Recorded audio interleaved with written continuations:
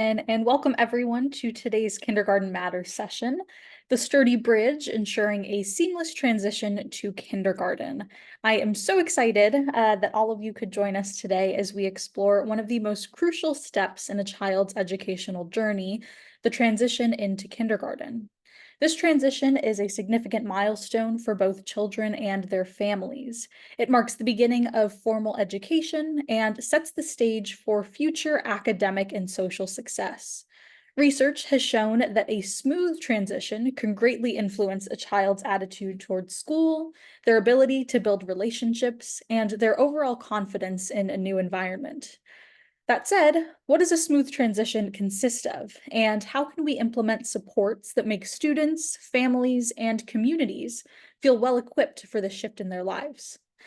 We are so lucky to have an incredible panel for today's conversation that will dive into that question and more, and will provide context for what this smooth transition can really look like from a research, program, and on the ground level. With that, I'm excited to introduce our panel and get us started for today. Please note that I'll just be providing a brief snapshot of everyone's bios, but their full, wonderful bios will be posted in the chat box. Olivia Christensen is the kindergarten and early elementary specialist at the Minnesota Department of Education. Her roles in the field have included, but are not limited to, babysitter, nanny, summer camp art teacher, Montessori preschool guide, graduate researcher, teacher educator, and early childhood specialist for the Minnesota Department of Education.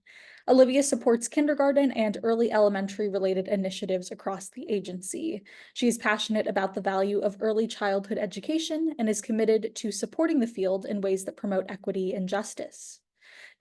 Jessie Quadra serves as Chief of Staff for Families and Schools, where she supports the organization in engaging partners beyond theoretical family engagement conversations to real conversations that center and explore unconscious biases around race and poverty. Prior to this role, Jessie was a member of LACOE's Transition Work Group and contributed to the development and rollout of the first edition of the Birth to Kindergarten Transition Systems Alignment Framework, now in its third edition.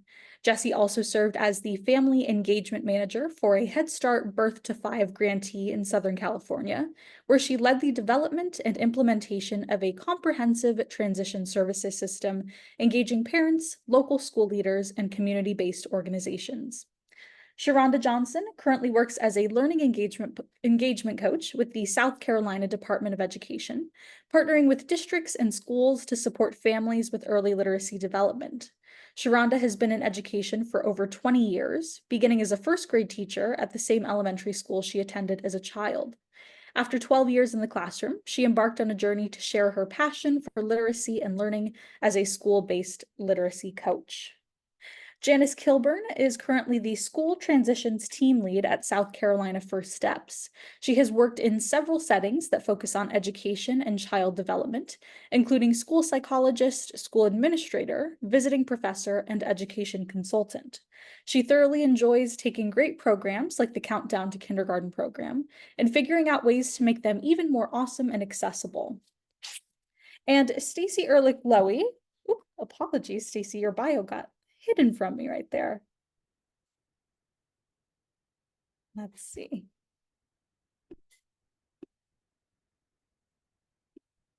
There we go. Sorry about that, Stacy. Just saving the best for last, I guess. Stacy Ehrlich Lowy is a trained developmental psychologist with more than 15 years experience supporting improvements in early childhood education policy and practice through the use of high-quality research and data analytics.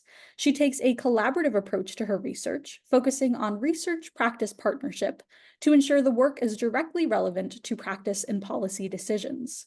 Lowy has substantive expertise in the areas of early attendance, the measurement of early education program and school climate, and kindergarten transitions.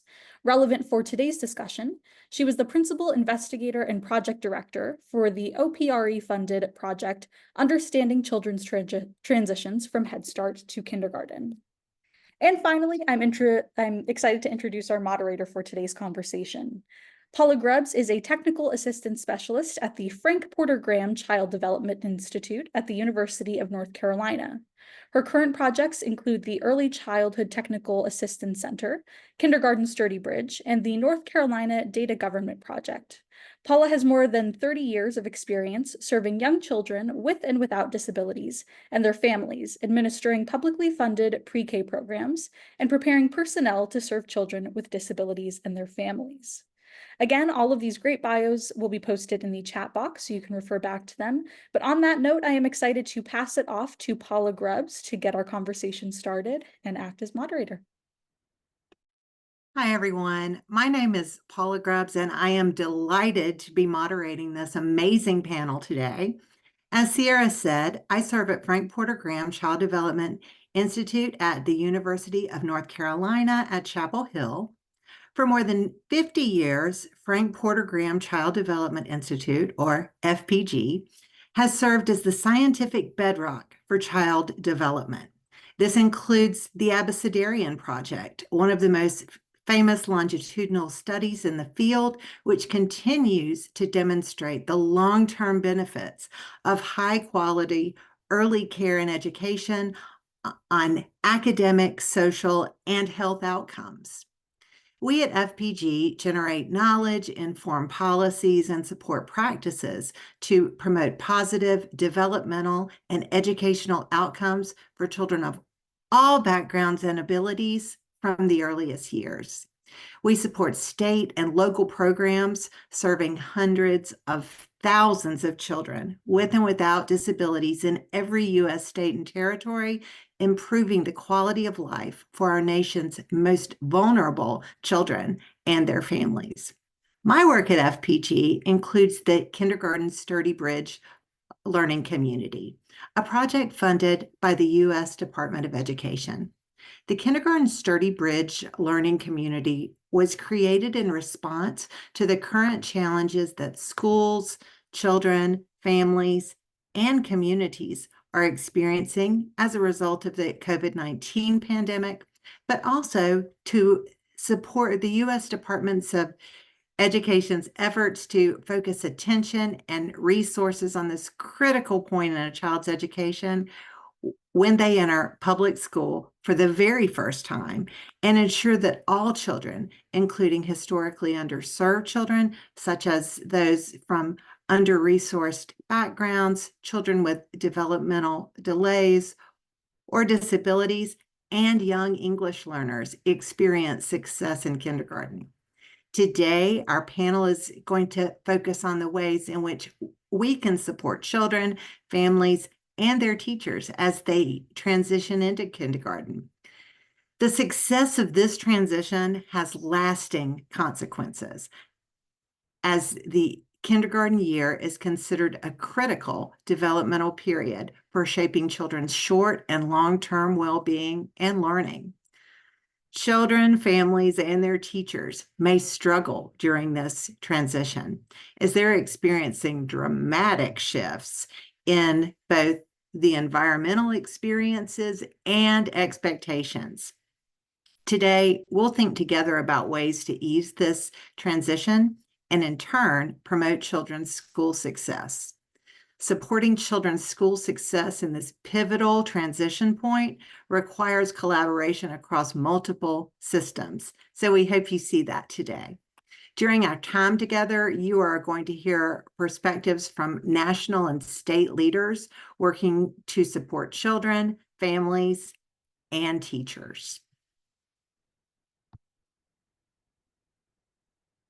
So now, why don't we start with Stacy?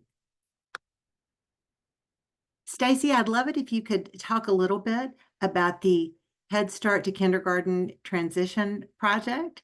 As the senior research scientist on the project, I'm hoping that you can share an overview of what this project consisted of and how it came to be. Yes, thank you so much. So I'm really appreciate being here. Thank you for having me, everyone. I was, as mentioned, the project director of this contract that was funded by the Office of Planning, Research, and Evaluation. And if we go to the next slide, I'll just start to give a quick overview of the project and how it came to be or the motivation behind it. But children's early development, as many of us know, sets the stage for ongoing learning. For example, we have strong research focused on Head Start, such as the Head Start Impact Study, which found that children who attended Head Start were better prepared for kindergarten than similar children who had not enrolled in Head Start. To promote this ongoing learning and build upon early successes, Head Start and other ECE providers and K-12 local education agencies, or LEAs, should consider each other's roles and coordinate their efforts in supporting children and families throughout the kindergarten transition. These coordination efforts include alignment of transition goals, approaches, and practices, which can set the stage for successful longer-term outcomes. Towards these goals, the purpose of this particular project was to better understand how to improve children's transitions from Head Start programs to elementary schools. And one major activity of the project was a set of case studies where our goal was to catalog and explore transition strategies and approaches holistically across the two systems, the Head Start system and the K-12 system in local contexts. Over the course of the project, on the next slide, we conducted a lot of work. So this was a 4-year contract, and there are a lot of pieces to it. You can go online and find out lots of fun information about the different tasks that we conducted and findings that we have. But one of the most formative activities was to lay out the landscape of Head Start to kindergarten transitions and identify a theory of change for supporting kindergarten transitions through cross-system efforts. So if we look at the next slide, we have what was our way of thinking about the landscape or the ecosystem of kindergarten transitions. And this, just scanning this, shows you how complex this multi-system, multi-level process is. And there are just 3 primary points embedded in this graphic that I think are really relevant to the work that we did under the project. One is that transitions involve 2 sides, the side that sends children from Head Start and the side that receives children from kindergarten. And in our case studies, which I'll share some findings from, we were including both of those sides. The second is that each of those sides is its own system, right? It has its own goals and perspectives, practices, supports for teachers and other professionals, and policies that influence the work across those different levels. And within each of those systems are those multiple organizational levels, all of which influence one another and influence the transitions to kindergarten. So you can see from here, from the classroom all the way up, those levels within each system. Lastly, at the bottom of the visual are children who make the transition from Head Start to kindergarten, and the arrows between children between Head Start and kindergarten here represent those complex feeder patterns that exist, where you could have children who attend the same Head Start classroom transitioning to multiple kindergarten classrooms, elementary schools, or LEAs, and vice versa. So it's quite complex. And key to our landscape here are what we call the 4 Ps: policies, perspectives, professional supports, and practices. Taken together, these 4 Ps were the core mechanisms that the HS2K project theorized shape a children's transition experience. Beyond the existing landscape, we and our 4 Ps framework, we created this theory of change, which is on the next slide. This was also drawn from a review of the knowledge base. There's a QR code here that can take you to a video that explains this theory of change, because there's a lot that's represented in here as well. But you will see both systems on either side of that transition represented here, as well as the 4 Ps, both within each system and shared across the systems. So please feel free to click on that, or the link to that YouTube video talking you through this theory of change was also just put into the chat.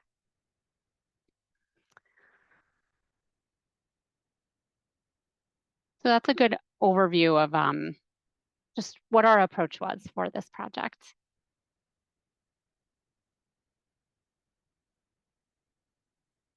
So in sharing some of the findings that we had, I really wanted to focus on ones that really focused on the cross-system collaboration.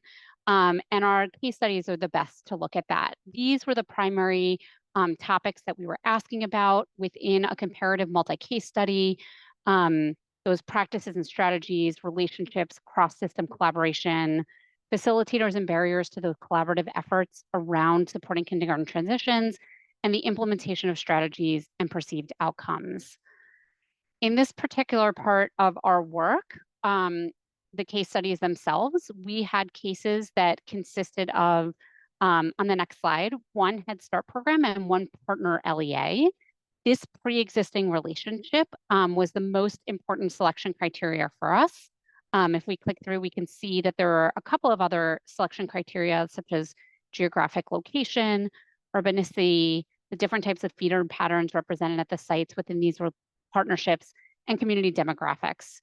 To foster comparability across the Head Start programs and LEAs, we interviewed people in parallel roles. And that last slide showed the range of staff we interviewed, and we ended up with 87 interviews across our 5 sites. Just to give you that high level overview of the findings on the next slide, there were patterns that emerged across the cases in terms of what helped facilitate cross-system support of Head Start to kindergarten transitions. In other words, what supported cross-system collaboration? Main facilitators included committed leaders who were focused on the collaboration. This also included strong cross-system collaboration, cross-system relationships between individuals in different roles across the system, as well as with families. Secondly, geographic proximity between Head Start and kindergarten. Co-location can be a support for alignment between Head Start and elementary staff, although it does not guarantee it in and of itself. Having structures, leadership guidance, and clear expectations around supporting transitions, accompanied by supportive structures such as protected meeting time devoted to transitions, was a support. And then we also found that there are community or other types of organizational partnerships that can support and help bridge the work across the 2 different systems. And I'll try to quickly go through some examples as I go through the next few slides. I'll try to do it as quickly as possible. I know there's a lot today. But one thing that I wanted to point out was that before we dive deeper into the findings, one major theme that emerged regarding how our cases defined cross-system partnering and alignment to support transitions was that in most of our cases, the primary cross-system alignment, so for us, Head Start to K-12 or LEA, was happening actually within the preschool grade, or what we might call horizontal alignment. In other words, a lot of the staff in our cases, especially those with co-located sites, were working on aligning Head Start with other preschool programs, like a state pre-K, for instance, to make sure that children and families in any of the preschool programs were getting similar supports and services, including transition-related supports. Less prevalent, although certainly talked about, was this cross-grade level alignment, or what we might call vertical alignment. And this was actually what our study had sought out to understand, was really about how Head Start was collaborating with and aligning with kindergarten to support those transitions for children and families. Okay, so back to the findings. The first one was really about leaders. Again, we found that collaboration was supported when leaders at both the Head Start grantee or center level and the school district or school level were brought into the partnership between Head Start and the LEA, and they signaled their buy-in to the rest of Head Start and school level staff and the broader community.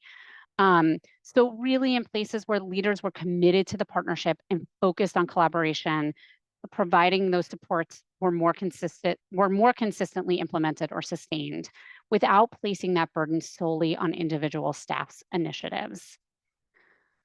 On the next slide, setting up some structures can also help facilitate consistency over time, which again helps reduce the burden on kindergarten teachers who receive children from Head Start or other pre-K programs. So here we have some examples: sharing written guidance, so having shared expectations around those 4 Ps: policies, practice, professional supports, and helping to align resources and key activities. There can be joint professional supports, so aligned perspectives, complementary policies, shared policies. I will note that we actually saw very limited evidence of this joint professional development occurring specifically related to kindergarten transitions within our case studies, which was an interesting findings. The last point here is that aligned ECE programs or preschool programs may offer one path to getting towards that Head Start to K-12 alignment. So going back to that point about vertical versus horizontal alignment, we saw more evidence in our cases of horizontal alignment between Head Start and district pre-K programs, but some interviewees suggested that this might be a first step that could then create more collaboration and alignment with kindergarten.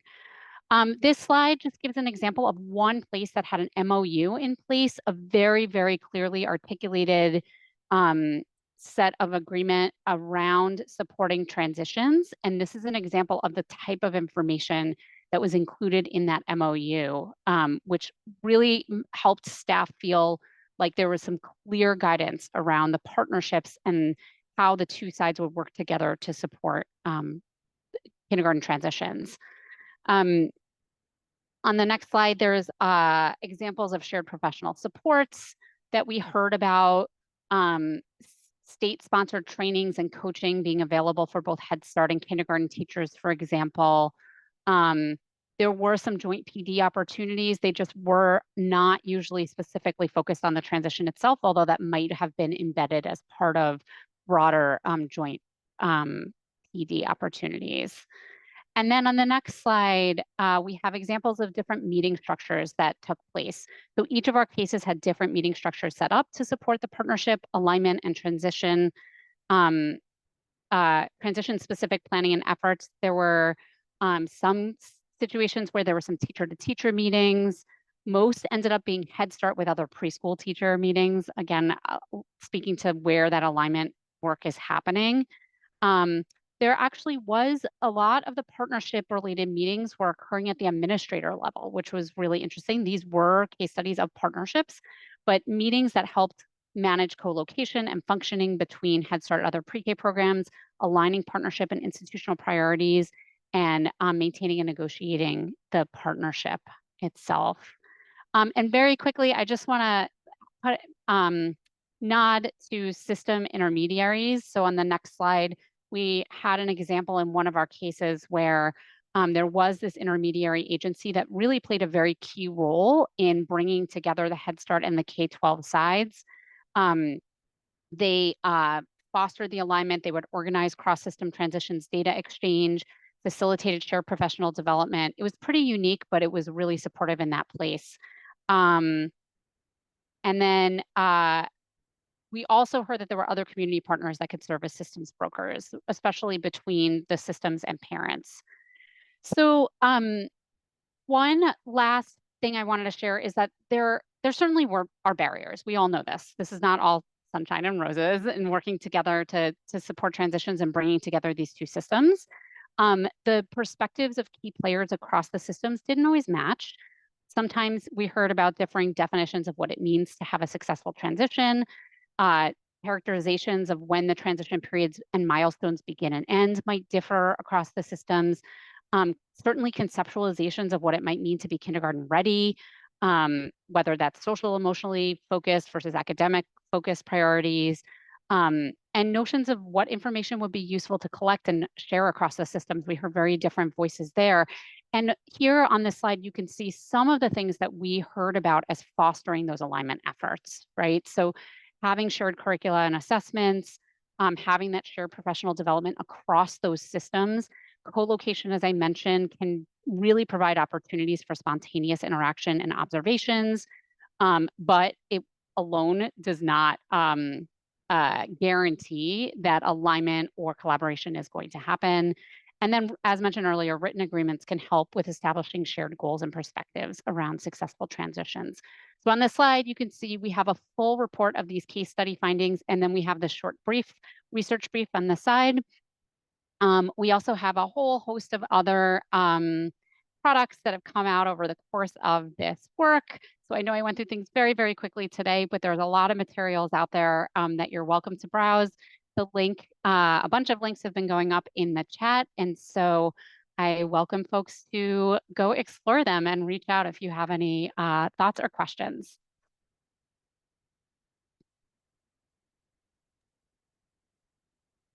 Stacey, thank you so much. This has been such a helpful context. It's really struck me how it's not just a systems level approach, but you also highlighted some relational approaches and some teacher to teacher approaches that are important. So I really appreciate this context as we kind of dive into a few more examples. So thank you, Stacey. Olivia, Could you maybe start the conversation about why, why is this important? Why should we be having this conversation about transition? What's the importance of it from your perspective? So we'll start with you. Sure. Thanks, Paula. Hi, everyone. My name is Olivia Christensen, as was shared, and I work for the Minnesota Department of Education in the Division of Early Learning, supporting kindergarten and early elementary projects. So, of course, work around the kindergarten transition. And I'm happy to be with you, all of you here today, to share a bit about the ideas that are guiding us in our kindergarten transition work at the department. So as you can see, this is our successful learner equation. We're really revising the way we talk about kindergarten and starting school to no longer use some of those really common terms of readiness, like school readiness, kindergarten readiness, the question we're all familiar with, are you ready for kindergarten? Is your child ready for kindergarten? Because we know as early childhood educators that children are always learning, they're always ready. The successful learner equation is what we're using to recognize and uplift individuals, programs, and systems that contribute to the success of each learner. While children arrive in classrooms, and especially kindergarten classrooms, with a really wide range of skills and knowledge and unique experiences from all sorts of different settings, as we kind of heard about just before this, we know that they're all ready to learn, and it's really our job as adults and systems to support each child. So, next slide. I just want to quickly note that this work aligns with many of Minnesota's commitments to equity. I'm not going to get into them. You can see the ones highlighted in green that we feel we really are aligning with. Of course, we could argue reasons that we align with all of this, that all of us in the Department of Ed work towards.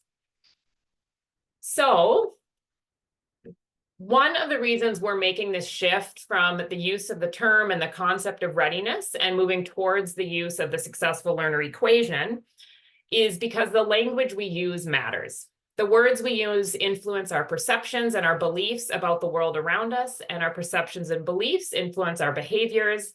And in our work as educators, as state employees, and even as community partners, as parents, our behaviors take the form of policies and practices which have a direct impact on children and their families. So we know that language has that direct impact, and we know some of those impacts of the terms readiness includes confusion regarding kindergarten eligibility and when a child can even be enrolled in kindergarten, which in Minnesota is based on age.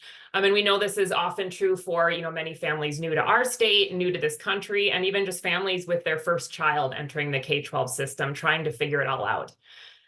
We know readiness can lead to a deficit mindset about starting kindergarten, such as believing a child isn't going to succeed or that kindergarten isn't a place for them. We know it can lead to a lot of stereotypes about what type of child will succeed or not succeed. And implicitly, and even we've heard at times explicitly, these terms, this idea of readiness can prevent access to kindergarten programming. So in addition to drawing from the Minnesota Commitments to Equity, which you saw quickly, and several other of our governor's initiatives and policies, the successful learner equation has been informed by researchers, practitioners, and community members.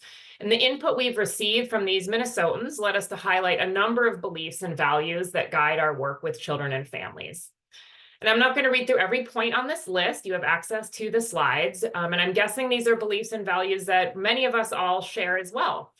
And I just wanted to share that in addition to recognizing that importance of ready adults and systems working together, we routinely go back to this list as we tackle kindergarten and early elementary initiatives in our work to center and stay focused on helping make school a joyful and inclusive place for all children and families.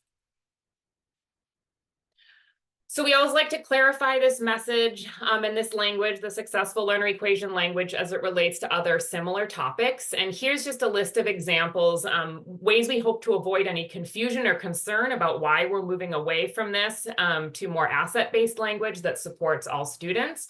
Again, in the interest of time, I'm not going to read through all these points, but just share that the successful learner equation isn't meant to minimize the important work done in classrooms prior to and during kindergarten. Instead, it's about working across systems and programs to support early learners in the best way possible as they begin their K-12 experience.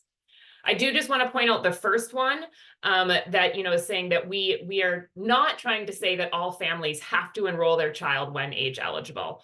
Kindergarten is not even required in Minnesota, and the decision to enroll in kindergarten is a family's choice. But as a ready state, we want to make sure that families are supported in making that accurately informed decision. So finally, why is this messaging important to us? Why are we part of this conversation? So Minnesota is really proud to be a state that requires districts to offer full-day kindergarten programming. We're actually coming up on our 10-year anniversary of this legislation. And this means that kindergarten is the first entry point to the educational system that's available to all Minnesotan children. And it provides access to not only educational programming by many through other opportunities like services, meals, mental health supports, opportunities to engage with peers and other adults, out of school programs, special ed, related services, just to name a few. So it's really important that all children and their families feel and know they have access to it. They have a right to begin their K-12 journey when age eligible and should be welcomed into school feeling supported.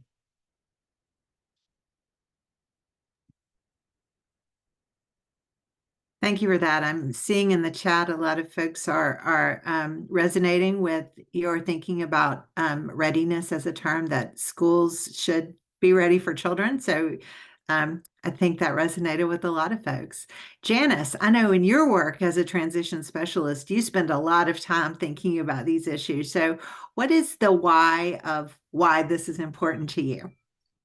Well, first of all, thanks for inviting me to be a part of this special opportunity here. And when I think about the whys for kindergarten transition and talk about it, I love to ask people, and we won't take a poll, but I just wonder how many people that are watching and listening remember the name of their kindergarten teacher. And by kindergarten, I mean that teacher who is the first teacher in the big school.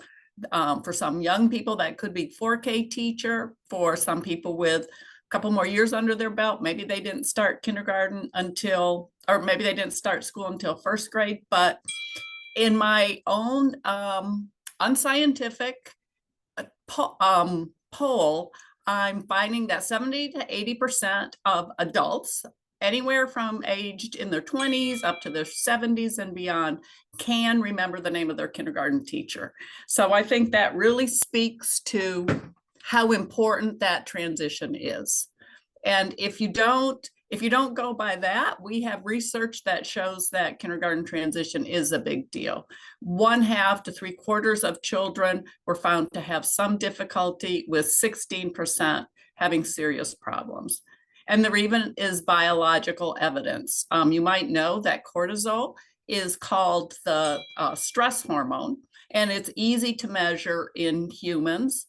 You can get a measure of cortisol from hair, from spit. So in a number of studies, this isn't just a one-off study, they look at children entering kindergarten. They get a baseline of their cortisol level months into their months before kindergarten starts, to get, like I said, a baseline. And then they measure cortisol right after kindergarten has started. And no surprise, cortisol spikes at the start of kindergarten, and it can take up to 6 to 9 months for cortisol levels to go back to the baseline level. Also, we know that kindergarten transition is symbolic. This is a milestone for children. This is a turning the page in their development, and for parents as well. How often do we hear parents say, my baby is no longer a baby? It's also logistic. At home, when kindergarten starts, often household routines need to change, with bedtimes, bath times taken more seriously. And Liv, I love your talk about asset-based language, but I think that often in our heads, where we're understanding that kindergarten is a time when our child will be judged against a set of standards, and they'll be compared to others at that level. So, and when it's personal, we really feel it. Also, in terms of the why, we know that kindergarten starts school experiences off on the right foot.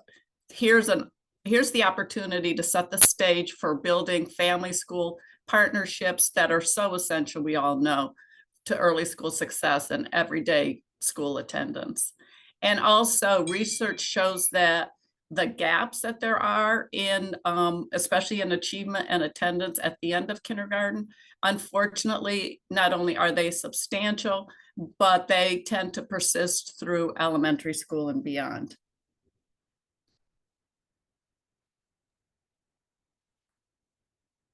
I think your research may be true, Janice. If you look in the chat, it seems that a lot of people are remembering their early teachers and are really enjoying that memory. And I see some hearts I love going up that. as well. So I think you might be right. Sharonda, I'd love to turn to you and hear about why you think this conversation is important about transition into kindergarten. All right, wonderful. Thank you, Paula. As said, I am Sharonda Johnson. I am from the South Carolina Department of Education. By trade, I am a learning engagement coach, but I often joke that that doesn't really tell you anything about what it is that I do. My focus primarily was on family literacy and family engagement. And so in terms of the why, one of the things I'll tell you is that I'm a teacher at heart. And so I keep that at the forefront of everything that I do. So all of the decisions that I make in my career, that's the thing that I keep first. So kids first, and then teachers a close second. I think it's a conversation we can't afford to not have. So when we think about the future of our children, that future being at stake, we all have a shared responsibility in ensuring that they have a proper foundation. We have a plethora of experts here today, over 200 experts in this room. And so there's incredible work being done all across our country. So we have a responsibility to share that together. So no longer operating in these silos, but getting together and talking about some of the challenges and some of the triumphs, sharing some of the resources that we have, because ultimately we all have the same goal. We want to ensure that our children do well. We know that early literacy experiences equate to later academic achievement. So ensuring that our children have everything that are needed, that our families have everything that they need, so that they can make that smooth transition, so that they have a strong foundation, because we know a strong foundation equals long-term success.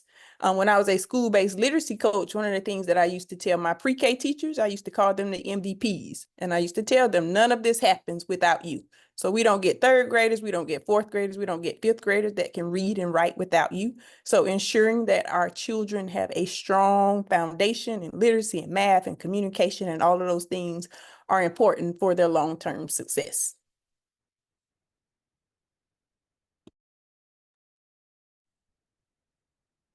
Thank you so much for that. I love the thinking that you already have brought to this conversation around families in even more detail. So thank you for that. Jessie, I'd love to hear from you about this kindergarten context and the importance of transition. Yes, thank you so much, Paula, and thank you to my fellow panelists, Sierra and the CGRL team for creating such a rich virtual collaborative space for us. And, you know, transition, our children and our families and communities are always going through some sort of transition. But when I think about the why, like the importance of having this conversation in this very moment, I can't help but think about the fact that we are in June. And many of us are finding ourselves reflecting on the culmination of our transition planning efforts. It's a great time for us to review the impact of our work, to consider how our transition services have influenced our young learners, their families, and our community. Maybe we are in a season where we're also examining attendance and parent engagement levels in their children's education simultaneously with our reflections about all of the transitional services and support that we have provided over these last couple of months. It's really important for us to also know that, you know, when I think about my work with Head Start, this was around the time that we were also planning our professional development for many of our staff prior to the upcoming school year beginning. So this reflection should guide us in refining our processes and collaborations with parents and educational partners for the upcoming school year. Whether we're celebrating our young learners' milestones or preparing to welcome new families, it's crucial to ask who was involved in the designing of these transitional services and supports. And when did we start involving them? When did they come to the table? Caregivers, staff, and external partners, you know, how were they involved in this planning process? At Families in Schools, we recently conducted focus groups with Latino kindergarten parents to understand their challenges and successes around regular school attendance. And parents and caregivers highlighted challenges related to transitions from preschool to kindergarten, such as abrupt schedule changes for children. And this included earlier start times, punitive tardy practices. They were accustomed to being in an environment where before there was more flexibility with the time in which children could enter the learning environment. And that had suddenly shifted for both the child and the family or caregiver. Concerns about children's reactions and adjustments to new routines, contribute to attendance issues, especially among younger students. Many of our parents mentioned how they cannot drop off their children at their classroom door, and oftentimes, especially the beginning of the year, you have children that are upset, that are crying, that are having a difficult time separating from their caregiver, much of which is influenced by their prior early educational setting or their prior experiences with being looked after for by a caregiver. So it's really, really important to note that these parents, they noted the social emotional impact on children entering kindergarten more frequently than the academic impact when considering, what happens when their child's absent, recognizing that when my child's not in school, they're not with their peers, they're not with their teacher, and really centering their concerns around that. So just really thinking about how now is the time for us to start involving our families and communities in the planning and the design of transition support and services. You already hit on a takeaway for me, Jesse, and that is the importance of involving families in our planning and co-planning with them. So I appreciate you for raising that up as kind of a first transition thought. I think we all heard Stacy say, we know that this is work, and sometimes there are challenges or barriers. So I think it's important that we also lift up the realities of this. As all of you have gained experience through working with transition, I'm wondering if you can share some perspective on the challenges that you've encountered in your respective roles around transition. And to make sure we highlight the positives, I think it would also be great to hear about the opportunities that have arisen from this work. So Olivia, I'll start once again with you.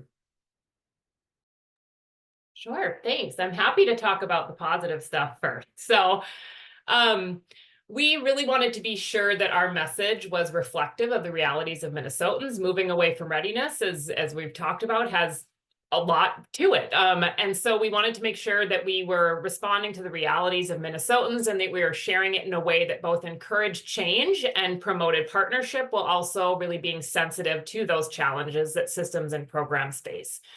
So we, from Early Learning Services, have been working really hard to engage with a wide variety of schools, programs, community partners, and families on this topic. So this slide shows you just the names of some of the groups we've worked with to help garner support for successful learner equation messaging, and also to learn about what we need to be considering and addressing as a ready state. So we've just done a lot of engagement to move this work forward.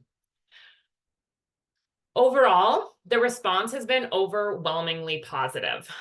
We find that we're often clearing up some confusion about actual kindergarten enrollment policies. So it's been really important that we're having these conversations with such a huge variety of people that are all, part of those ready state, ready communities, and so on.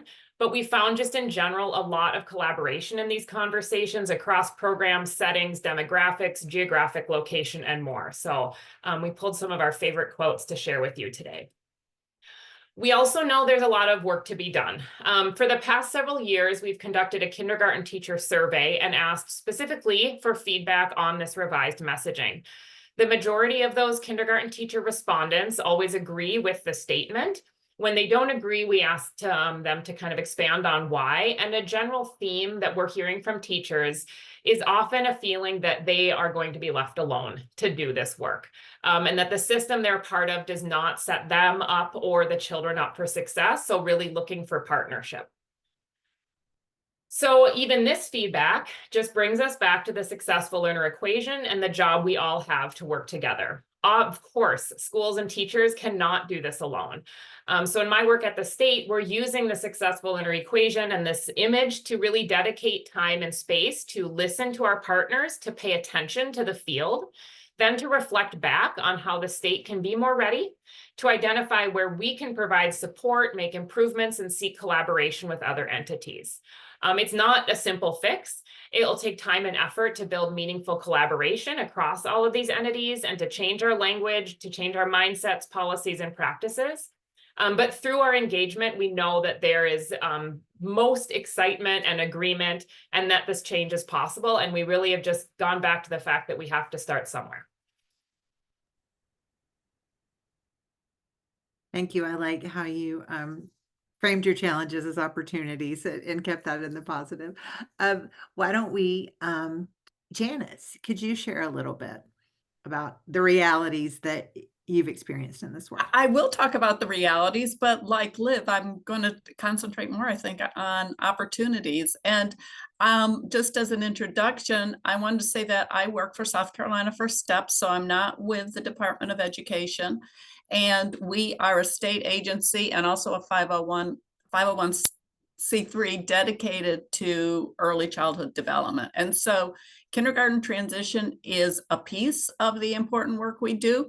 But I had a great opportunity a year ago when they established kindergarten transition as a dedicated to a full position, and that I could be in that position. So we have traditionally looked at kindergarten transition through a very intensive program for children at risk for school challenges, and we're celebrating our 20th year of that. But also, and you don't need to go back to the pyramid, but looking at how can we address kindergarten transition more broadly throughout the population in South Carolina, which is no surprise. We have a number of children that enter kindergarten as the old standards would say, at risk for some challenges. So if we have time to watch the video, this is talking about the intensive programming that we provide throughout the state for about 2,000, 3,000 children. Starting kindergarten can be a stressful experience, especially for children with challenges that place them at risk for early school failure.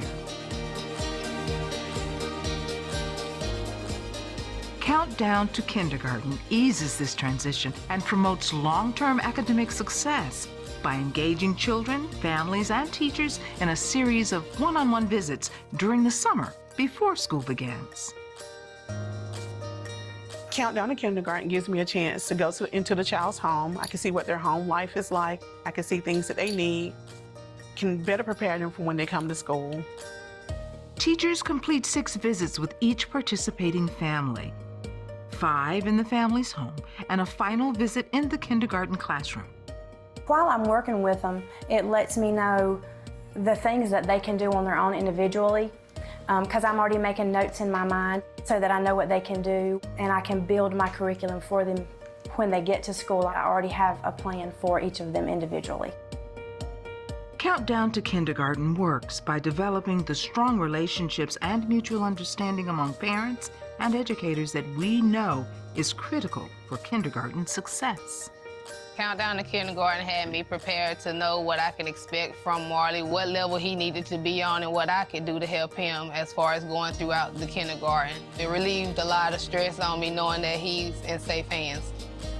I would love for all teachers to consider doing Countdown to Kindergarten to build that relationship and to have the kids feel comfortable coming to school, because if they're comfortable, we're going to get so much more out of them academically. So proud to be a South Carolina First Steps Countdown to Kindergarten ambassador to help watch the children that I have worked with succeed and watch them grow up and know that I had a hand in making that foundation possible. Countdown to Kindergarten is an initiative of South Carolina First Steps, the state's dedicated early childhood agency and a 501c3 nonprofit organization. Join our mission to ensure that all children start school ready to reach their highest potential.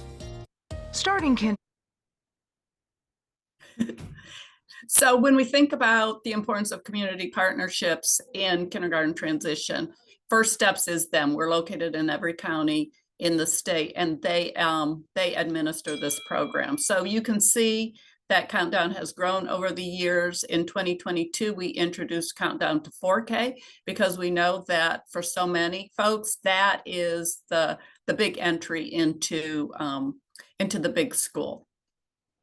The secret sauce ingredients that we see in the Countdown to Kindergarten program are the relationships with the child's soon-to-be teacher, kindergarten teacher, or teaching assistant, and that we think is our golden one. Speaking of challenges, I guess we do have a challenge, as you can imagine, matching the child's soon-to-be teacher or teaching assistant as the countdown teacher. That's probably the biggest struggle, but we're not budging on that one because we know that relationship is so important. Also, parents learn kindergarten expectations and how to support learning at home, and that the family receives high quality materials. And I will just briefly go through other aspects of that pyramid that I showed you about, but in terms of professional development, we have a free virtual summit every spring celebrating Countdown to Kindergarten. And this past year, we had a pediatrician and a kindergarten teacher talking about the importance of kindergarten readiness.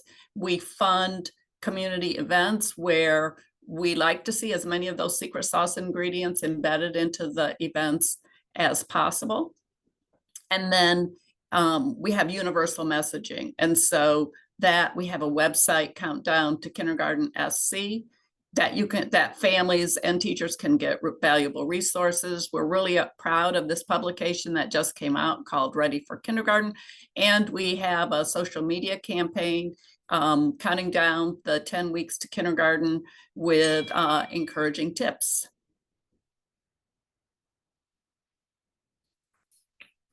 Oh, and my most important, the foundation of all of this work is a quote from Dr. James P. Comer: "No significant learning can occur without a significant relationship."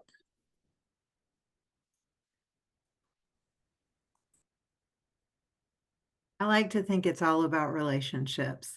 When we think about the transition to kindergarten and working with children and families and teachers, those relationships are so important. And Sharonda, I think you can share some information about the ways in which you build relationships with families in your role and the challenges you experience. Sure. Much like my colleagues, I'd rather focus on the positives as well. But I'll talk a little bit about the opportunities for growth, some of the things that I have experienced. My work centers primarily around ensuring that families have everything they need to have a smooth and successful transition from pre-K to kindergarten. And so one of the things that I am sure to do is being sure that we create safe spaces where families feel welcomed. So keeping in mind that sometimes families haven't had a positive school experience. And so the last place they want to be is in school. So creating that safe space and a welcoming space.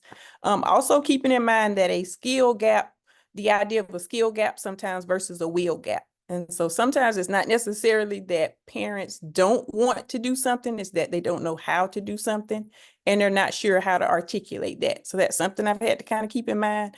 Also making sure that we're equipping families with the skills and the confidence they need so that they're full participating partners in their child's education. So it's not a sit and get, but they're actually able to be a part of the conversation.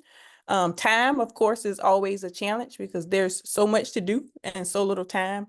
And then another one I would say is building capacity. So being able to share information and share resources and equipping people so that they can share that information with other people. In terms of the positive, I would say that we've worked really hard at increasing the comfort level of families. We've had a lot of repeat families as we do these sessions across the state. And that's one of the things that they say. Sometimes they say, you know, I was really nervous about coming in here, but I'm glad I did. You all really made me feel comfortable.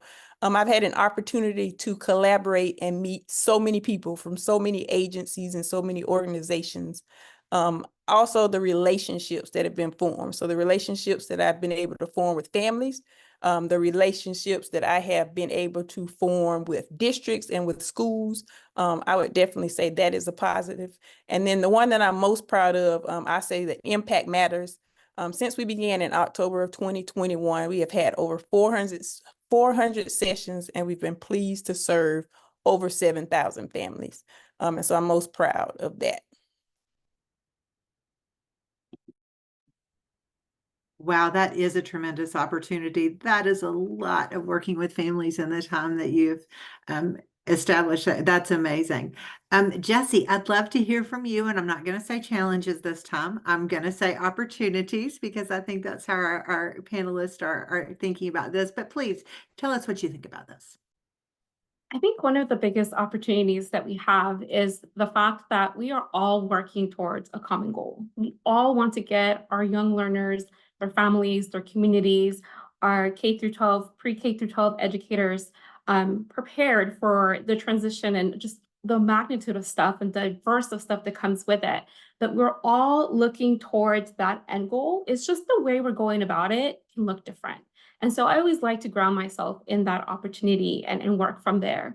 Some of the other opportunities that I have come across in my work is the balance between large transition services and supports versus the individualized support. So oftentimes in my prior program, we would do transition events. We would have various, charter schools and LEAs come and present about their school and their services and their enrollment process, right? And that was done at a very large scale.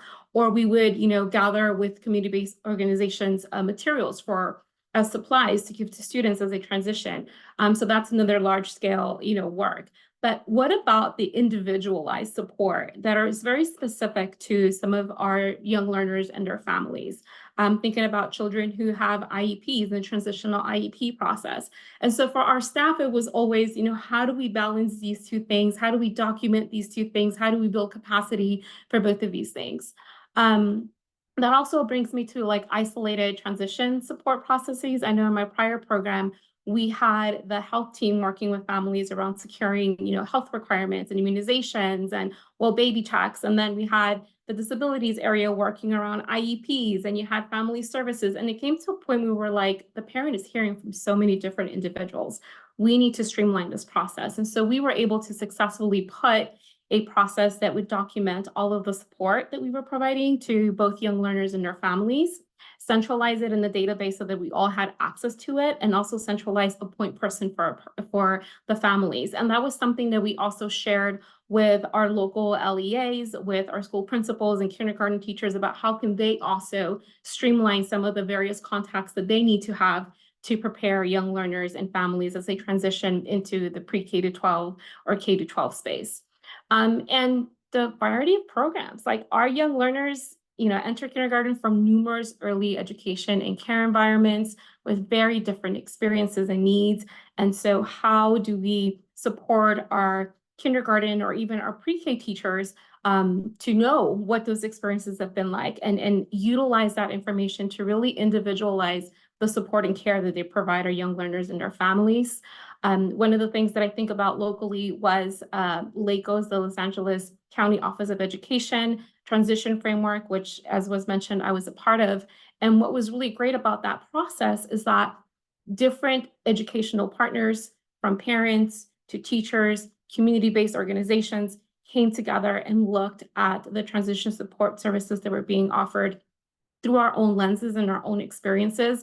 And that yielded a very robust and comprehensive framework that we could refer to and lean into for ideas, tools, and resources to then take into our own programs, into our own communities, to really individualize the support services that we were providing around transition that really reflected the communities that we were serving.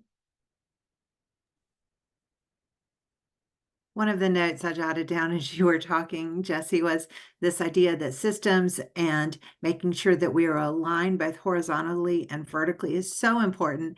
But the people who are really experiencing what we're aligning are children and their families. And so thank you for centering that in your conversation.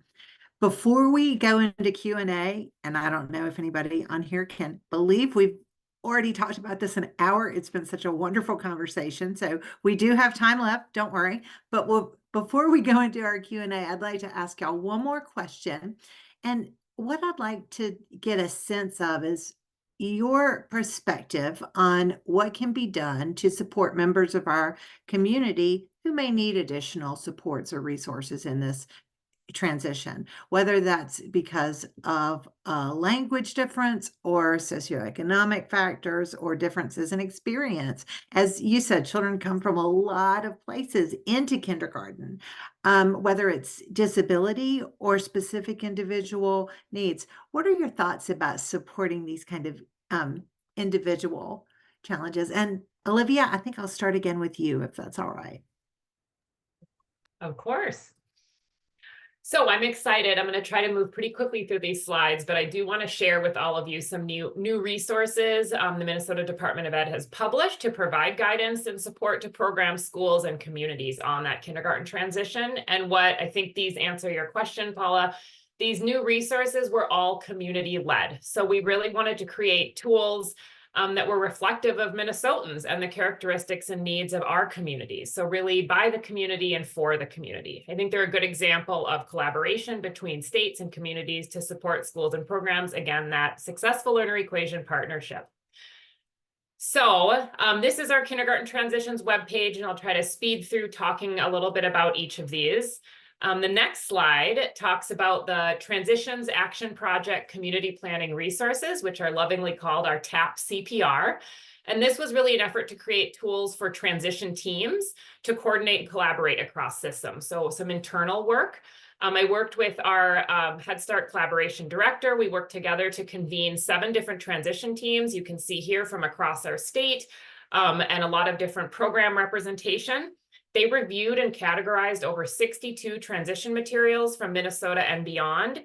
They chose tools to implement that align to their local needs. And then actually we can go to the next slide. They used this tool rating survey to score the tools on different characteristics like ease of use, feasibility, inclusivity, and design.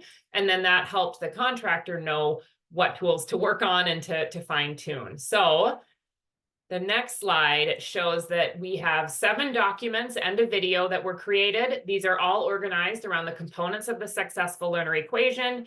Each tool includes some things like an introduction, a list of useful companion resources, terms to know. They're all fillable. We hope that they're really usable, and certainly anyone's welcome to access them.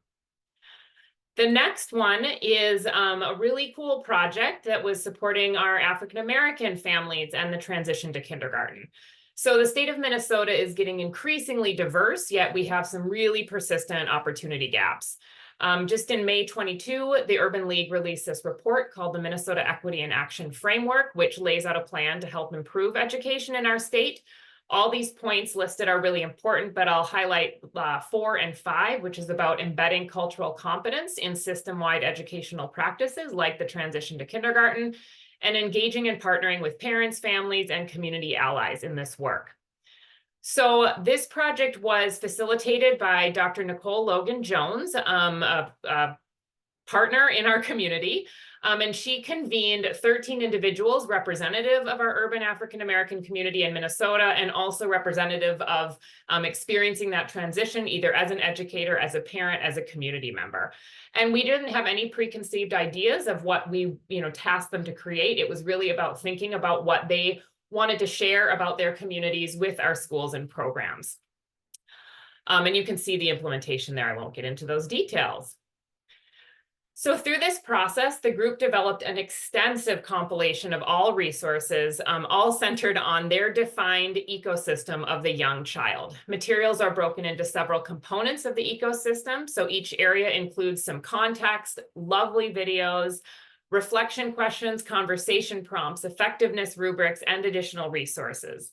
And although these materials absolutely may be universally seen as good for all children, it's really necessary to hone in on the experiences of these cultural communities specifically, and recognize that the materials may also be adjusted for the actual families and contexts they engage with. The next one is, we'll just go to the next slide, is a very similar project we did in partnership with the Hmong Early Childhood Coalition. This organization conducted engagement with pre-K and kindergarten teachers, as well as Hmong parents and caregivers, to identify the message they wanted to share to support their Hmong children and families as they transition into kindergarten. So they did a variety of outreach you can see listed there. And this resource includes also a wonderful video that's made up of interviews with families and children, both before and after the kindergarten transition of just this last year. So it's hot off the press. There's also an extensive written resource that provides a summary of the family engagement and just family reflections, as well as tools and activities for teachers to use. And then our last video was produced in partnership with Clues, which is a local Latinx community nonprofit.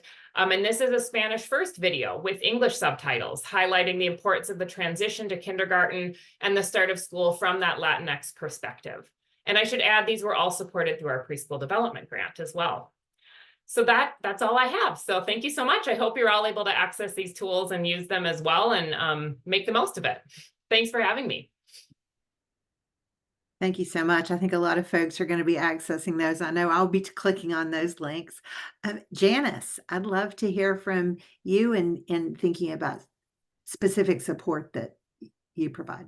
Well, I can say that we at South Carolina First Steps, our focus is on children and families that need extra support. So kind of everything that I've already said has to do with that. I do want to leave, again, I guess maybe putting an opportunity spin on the discussion here is thinking about kindergarten transition and what we know from some of the research, and knowing that I'll start with the bad news. Children with challenges to school success have the most difficulty with transition, probably not a surprise there.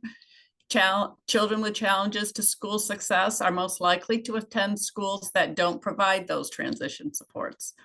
But if I could ask you to do one more click, maybe the good news will come up. There we go. Whoops. Okay.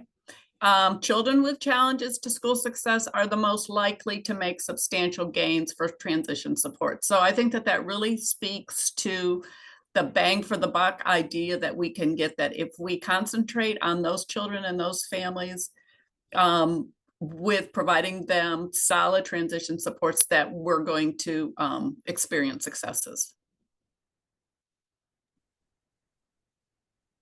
Thank you for that. Sharonda, also from South Carolina, if you could share a little bit about your perspective. All right, sure. So as it pertains to me and the work I do in supporting families, I try to be as inclusive as possible. So I try to make sure that the literature that I share, that it's inclusive, that they can see themselves in what it is that we're doing. Try to provide accommodations. So sometimes that means when I am working with multilingual families, I need to have a translator there. My handouts, I try to always have them translated into other languages if that's necessary. So I'm also always careful to ask about that. And then location. Sometimes being in a school is not necessarily the best place. So open to meeting maybe in a church meeting room or meeting at the library. Being open to asking and answering questions. So giving families an opportunity to ask questions and then setting aside time to be able to answer those questions. Being flexibility. So even though there's sort of a guideline or sort of a setup that I have as I go into these sessions, being flexible, being able to meet the needs of the community that I'm serving. I'm having open communication. So I try to share my personal struggles. So one of the things that I'm always careful to share is that, one, I've been a teacher, and then two, I'm a parent. So I get it. I've been exactly where you are. And so I share those personal struggles and I share those triumphs just so they know that I can relate to what it is that they're going through. And a lot of times I find like that makes them more comfortable. That makes them more open.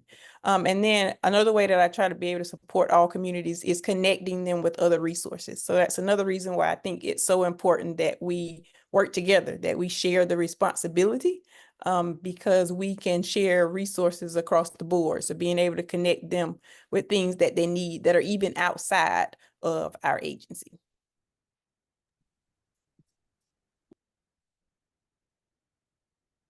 Thank you so much.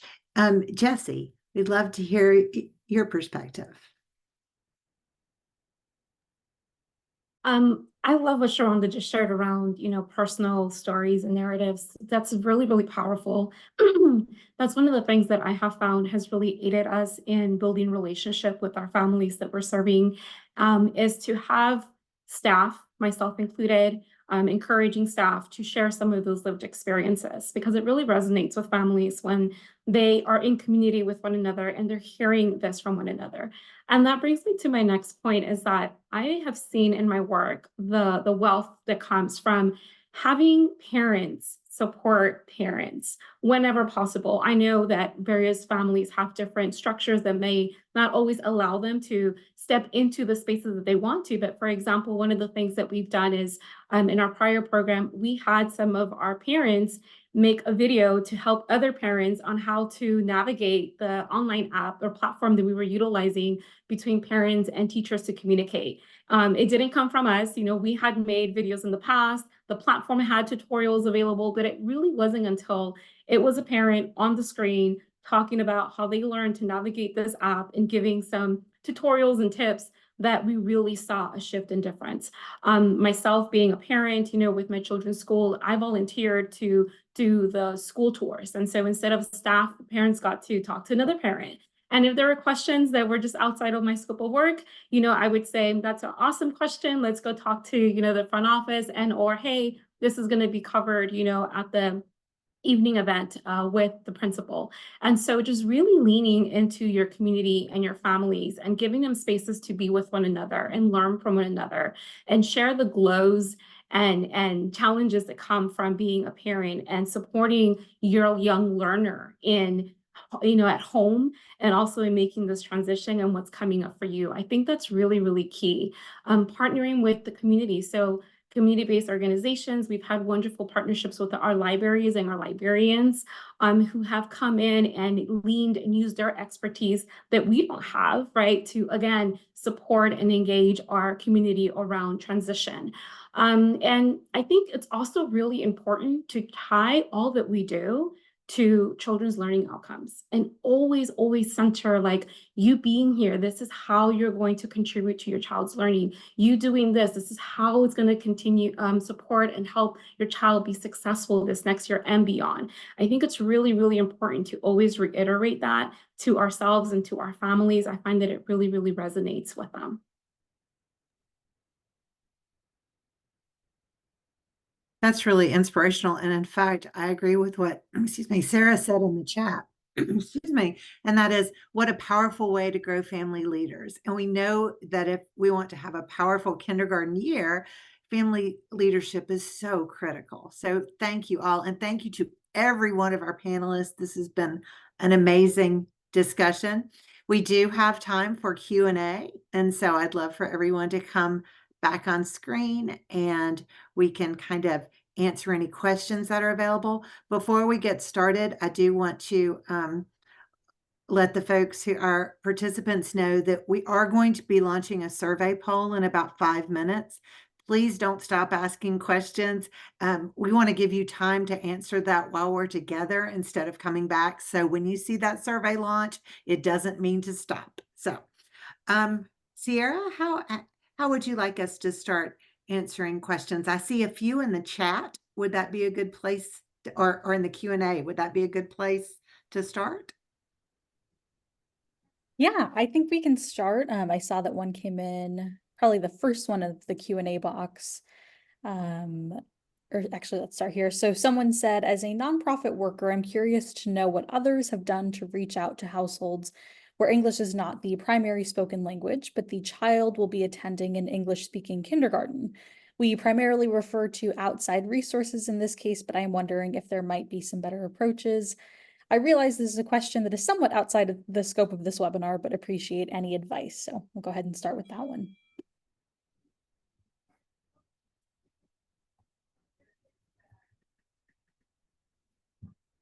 So a thought that came to mind is, if possible, if you are aware of what kindergarten the child will be transitioning to, whether it's the school, reach out to them and see if they have a staff member that speaks the home language of the student. That is a really great way to start fostering that connection with the, you know, learning environment that the children and the family will be transitioning into.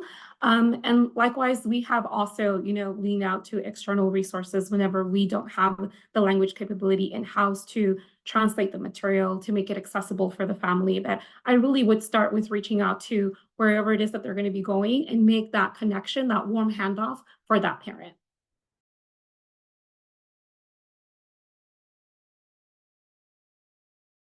Yeah, I think that's great. Anyone else have any other thoughts before we move?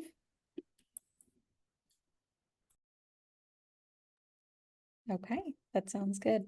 Paula, I'll let you ask the next question from Cindy if you want to go ahead and take that one over. Sure. Excuse me. Cindy asks or says, I'd love to hear more about how these efforts support bidirectional communication between teachers and families and help teachers view families from an asset-based lens. In other words, using children's home and cultural experiences to inform and enrich their curricula in the classroom, as well as getting families on board with supporting the school curricula. Great question, Cindy. I see a lot of nods on our panelists, and so I'm going to be quiet for a moment and see who unmutes first. This is my wheelhouse. This is my baby. I'll start by saying there's a line in our legislator that talks about equipping parents to be full participating partners in their child's education. And so when I have conversations with families, that's one of the things that I try to keep in mind. I also try to keep that in mind when I have conversations with districts. So when we're setting up sessions and things for these families, those are the kinds of conversations that I'm having with districts. So we want to make sure that we are making sure that our families feel comfortable, that they want to be in the schools. And sometimes we have to make ourselves uncomfortable to make them comfortable. We have to be okay with that. So a lot of times we plan activities and things around what works best for us as teachers. And so it kind of forces us to maybe think about families first. So think about what it is that they need first. I always love it when teachers come to my sessions and they're able to hear the things that I'm sharing with families, because we want families to be full participating partners. We don't want set and get. We want them to really be able to be a part of the conversation, to be a part of the decisions that are being made. And I think if they have the tools, they can do that. And so I think a lot of times it's not necessarily that they don't want to, they just don't know how, or they don't feel comfortable. So just being able to provide them with those tools and strategies to be able to be a part of that conversation. One of the things that we've heard in our Kindergarten Sturdy Bridge learning community is reaching out to families in the mode in which they want to be communicated with. So if they're families that like to text, and a lot of our families like to text, what apps can make that happen? If they like written language, what notes are most helpful? So really getting to know families and figuring out, hey, how would you like to talk and communicate? I think we've heard a little bit of that in our learning community as well. I see another question, and it says, how many facets of early childhood have the panelists identified? Child Find, early childhood education for special needs above 3s, babies, can't wait for the infant toddlers.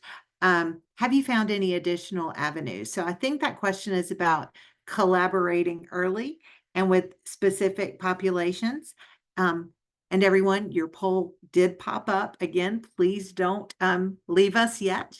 But does anybody have an example? Liv, oh no, that was my hand. I was about to say, is your hand up, but it was my hand.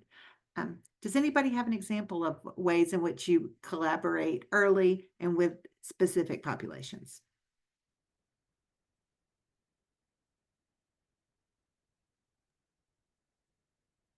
I don't know if this will specifically answer the question for all people, but from the state level, I think we've just made a real effort to partner with our colleagues in the Department of Human Services, which oversee a lot of the child care and infant and toddler care work, as well as really make connections across the state. We've got a lot of foundations that support child care programs. So we've been able to partner and present and be part of a lot of conferences and build those conversations there. I think one plus with so many things going virtual is we can do a lot of these things virtual, so spread a little bit wider throughout the state. Of course, we like going in person whenever possible too, but and really make sure those conversations are always engagement, where we, again, like I shared earlier, can hear, how does this messaging or how does this work, or what are your concerns about kindergarten? How does that hit for all of you? And what do we need to know at the state to evolve the work we're doing? So just throwing ourselves out there is my answer. And if I may add, one of the more interesting partnerships that we had was with family child care providers and the kiddos who were in their care and were now transitioning into kinder and or into preschool. And just their delivery method, their environment, right? A lot of them were working with families that had really wonky work hours.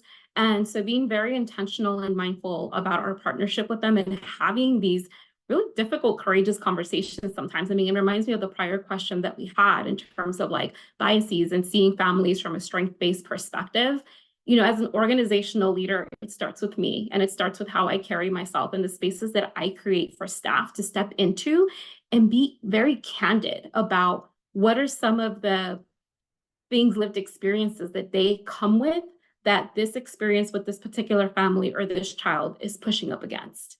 And, you know, saying it's okay to be a pre-K teacher, infant toddler teacher, a kinder teacher, and have a student in your class that their personality and how they're showing up is very different from yours. And you're kind of like, oh my goodness, like I'm really extroverted and this is a really quiet student, or I'm a really quiet teacher and the student is all over the place, and it's okay. And let's step into these spaces and have these conversations so that we process it out here, so that when you are with that student in the classroom, when you are in front of that caregiver, the chances of that coming out and being processed in that space is going to be really minimized. And I think it's so important for us. You know, I was a Head Start parent, and I stepped in and people were like, how do you qualify for Head Starting? I didn't feel like I had to justify that, but you know, poverty and hardship does not discriminate. And you know, all to say that I showed up in spaces where they were like, wait, you're in these services, and you know, you were undocumented most of your life, and wait, what? And I really do use those opportunities to say yes. And how can we step into spaces where we can challenge and have these really difficult, authentic conversations in ways that really helps us then show up for our young learners and our families. And I will say, just to add to that, hopefully everyone has a chance to open up the bio document for all of these great panelists. But I did just want to highlight that in Jessie's full bio, she does talk about, you know, being born in El Salvador and kind of beginning her public education journey in kindergarten and doing what we're talking about, you know, having to navigate that journey and, you know, kind of acclimate as an English language learner. So just wanted to lift that up. Another reason for you all to read the bios.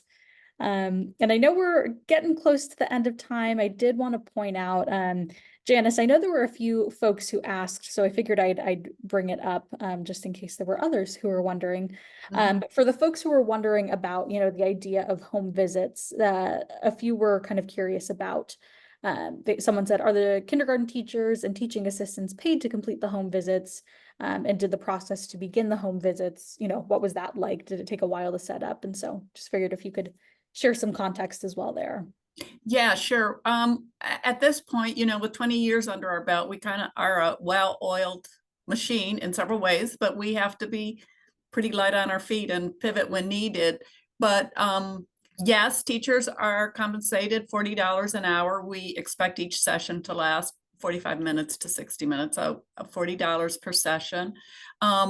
Prior to the training, the teachers have to take a online training and successfully complete an exam. So I can tell you the exam's really easy, but don't tell them. So that they can do that on their own time. They also regionally have orientation meetings where they complete paperwork, pick up their supplies, pick up the materials, the backpacks, you might have seen them. And then they're pretty much ready to go. We provide them with information about supports. They can get support from me, from their local First Steps partnership, certainly from their school. We have countdown mentors. So I think one question we get a lot is how much does it cost? Right now, it is about $425 per child, and that includes the compensating the teacher, some travel, the materials that are provided, and some funding for administration. Perfect, thank you. And, you know, I think we have about 2 minutes, so I just wanted to give everyone a final opportunity to share any parting words, parting thoughts, or, you know, maybe if you have one kind of key takeaway that you hope the attendees can take and run with from this session. I know that's a loaded question, but, you know, figured it would be a good way to close this out. So whoever wants to start, we'll go from there.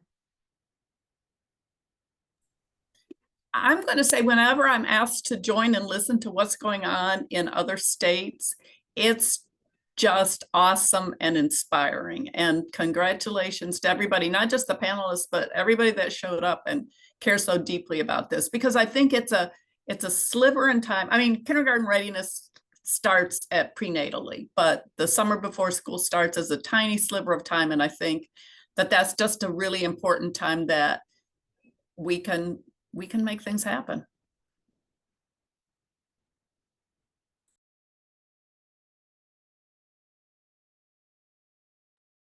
I have to agree, obviously, as the coordinator. Does anyone else have any final thoughts before we wrap up? And if not, then, oh, Paula, do you have something? Well, this panel is so inspiring as well. And one of the things I've heard is that it's all about relationships, but that relationship with that child and family starting in kindergarten is the basis on which the rest of their school experience and family engagement rests. So I don't know, I'm leaving this conversation inspired as well, and just in awe of all the things that we've heard and seeing in the chat as well.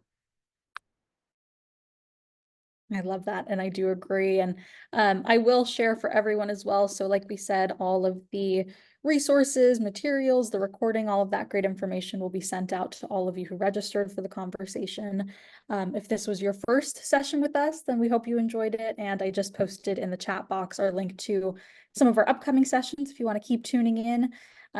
Next week on June 11th, we'll have an exciting double header, starting off with our Crucible of Practice Salon, which are are very community-oriented sessions that are take place on a meeting format on Zoom, and it allows everyone to share their thoughts and ideas collaboratively. That same day at 3 p.m., we'll have a conversation about innovative approaches to teacher recruitment and retention across rural and diverse regions. So love the transition to kindergarten, and how can we make sure that we have teachers for the transition to kindergarten. So definitely recommend that. And then the following week, a conversation on parent-teacher conferences, beyond parent-teacher conferences, partnerships that maximize student learning. But thank you all again so much for joining us. To our attendees, thank you for sticking around and listening and voting in our poll. And to our panel, thank you for sharing your expertise and your insights, and all of the ways that we can work together to make this a smoother transition. So thank you all again, and hope to see you soon.